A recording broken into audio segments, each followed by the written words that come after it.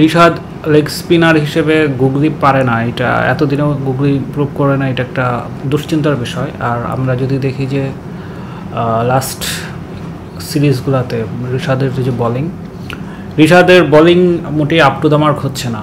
Rather আফগানিস্তানের সাথে যদি আমরা নাসুমের পারফরমেন্স বিবেচনা করি, নাসুম সবসময় আফগানিস্তানের সাথে একটা এক্সপেক্টর হয়েছে। তো আমি বলবো যে রিশাদকে জাস্ট লেগ স্পিনার হিসেবে অটো চয়েস ভাবার যে প্রবণতা, সেইখান থেকে বের হওয়া উচিত। Nasum should given a chance, কারণ তার লেফট আর্ম স্পিন আফগানিস্তানের এগেনস্টে ইফেক্টিভ হতে পারে। এবং লাস্ট যে দুটা ম্যাচে খেলছে পাকিস্তানের এগেনস্টে এবং নেদারল্যান্ড, দুটাতেই কিন্তু সে ভালো শেপে ছিল। সো আমি মনে করি রিশাদকে এখন কিছু ম্যাচ ড্রপ করা উচিত। পারভেজ ইমনের ব্যাপারে আমি সবসময় স্কেপটিক্যাল। পারভেজ হোসেন গায়ের জোরে ছক্কা মারতে পারে, কিন্তু কোয়ালিটি বোলিংয়ের এগেনস্টে তার ব্যাটিংয়ের যে সুস্পষ্ট দুর্বলতা, এটা বারবারই চোখে পড়ে। হয়তো সে পাকিস্তানের এগেনস্টে একটা ম্যাচে রান পাইছিল, কিন্তু ওইটাকে আমি আসলে ফ্লুক বলবো। তার যে ব্যাটিং সেটা আসলে আমাদেরকে কোয়ালিটি টিম এবং কোয়ালিটি মানে টুর্নামেন্টে বেশিরভাগ ম্যাচ সময় ভোগাবে। সো আমি অলরেডি বলছি যে পারভেজ ইমন এবং তানজিদ তামিমের মধ্যে যে কোনো একজনকে খেলে ওইখানে মাহাদিকে ইনক্লুড করা উচিত।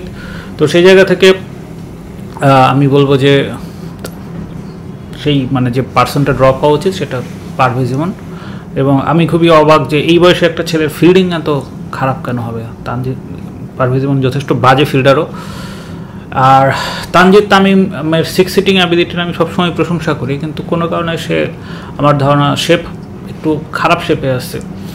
শ্রীলঙ্কার এগেনস্টে লাস্ট ম্যাচটার এরপরে পাকিস্তান সিরিজে দুইটা ম্যাচে সে একটাই ডাক মারছে, একটা এক করছে। নেদারল্যান্ডের সাথেও একটা ম্যাচে হয়তো 50 করছে, কিন্তু প্রথম ম্যাচে ভালো খেলে নাই। মানে হংকংয়ের সাথেও সে রান পায় নাই। অর্থাৎ দেখা যাচ্ছে যে সে মানে খুবই ইনকনসিস্টেন্ট।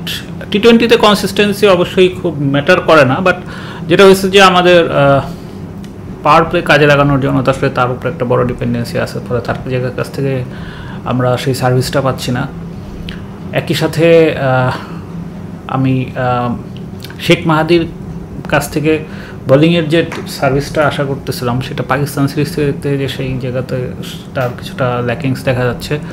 শেষ মানে সম্ভবত সে নতুন কোনো ভ্যারিয়েশন চেষ্টা করতেছে, যেটা আসলে ম্যাচে ট্রাই করার আগে তার আরও নেটে ট্রাই করা উচিত ছিল।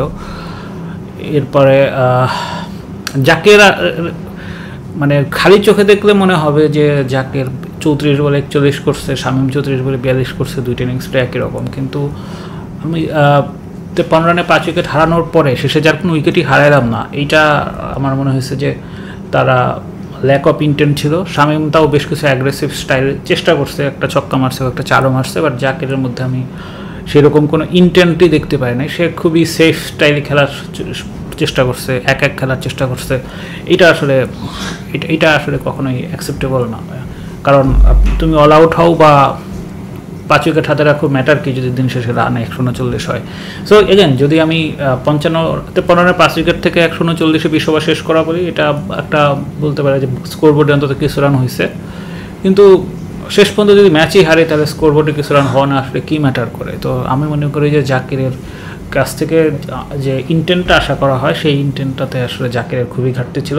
শামীমের এই জায়গাতে ইন্টেন্ট যথেষ্ট ভালো ছিল, সে আসলে চালাইছে কিন্তু টাইমিং হয়তো কোনোটা করতে পারে নাই। কিন্তু জাকির কিন্তু আমি সেরকম কোনো বিগ হিট ট্রাই করতে দেখি নাই। তো একটা যে করছে সেটাও আপ টু দ্য এক্সপেকটেশন ছিল না। তো আমাদের এই ব্যাটিং নিয়ে আমাদের অ্যাবিলিটি হয়তো 170 পর্যন্ত করাই, কিন্তু 170 তো আমরা আসলে করতে পারি না। আমরা দেখা যাচ্ছে 120-30, এবং অতিমাত্রায় রিটার্ন ডিপেন্ডেন্সি, এটা একটা খারাপ ব্যাপার হচ্ছে।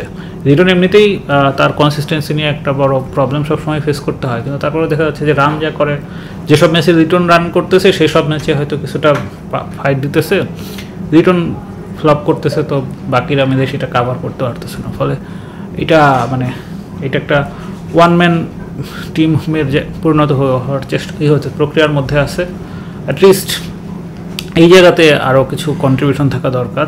তো তাহিদ হৃদয় যদি সেই জায়গাতে কন্ট্রিবিউট করতে পারতো হয়তো ছিল না, কিন্তু তাহিদের যে অবস্থা তাতে সে মোটেই খেলার মানে সেই মাইন্ডসেটে আছে কি না, মানে অফর্মের সাথে সাথে তার যে স্কিলের যে ঘাটতি ছিল সেই স্কিলের ঘাটতিও যেহেতু এখন এক্সপোজড হয়ে গেছে, ফলে এটা আমাদেরকে বিশ্বকাপেও ভোগাবে। আমি জানি না বাংলাদেশের টিম ম্যানেজমেন্ট কেন রিস্ক নিতে ভয় পায়, তারা সেই ট্রেডিশনাল ইয়েতেই যাওয়ার চিন্তা করে।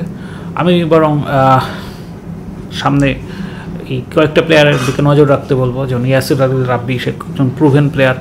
আরিফুল ইসলাম বলে একটা ব্যাটসম্যান আছে, সে পেস বলে সুইসিট খেলে। তো এই টাইপ একটা প্লেয়ারের আসলে নিয়ে আসলে এরা হয়তো খারাপই খেলবে, যারা খেলতেছে এরাও তো এমন আহামরি কিছু খেলতেছে না, ফলে টি-20 মাইন্ডসেটের ব্যাটসম্যান থাকা দরকার। তো ওভারঅল এইটুকুই বলবো, আমাদের যা অ্যাবিলিটি সেই অ্যাবিলিটি অনুসারেই আমরা খেলছি, অ্যাবিলিটির থেকে খুব আহামরি যে খারাপ খেলছে সেটা বলবো না, অ্যাবিলিটি কম, ফলে ওইটা মাথায় রেখেই এক্সপেকটেশন তৈরি করা উচিত।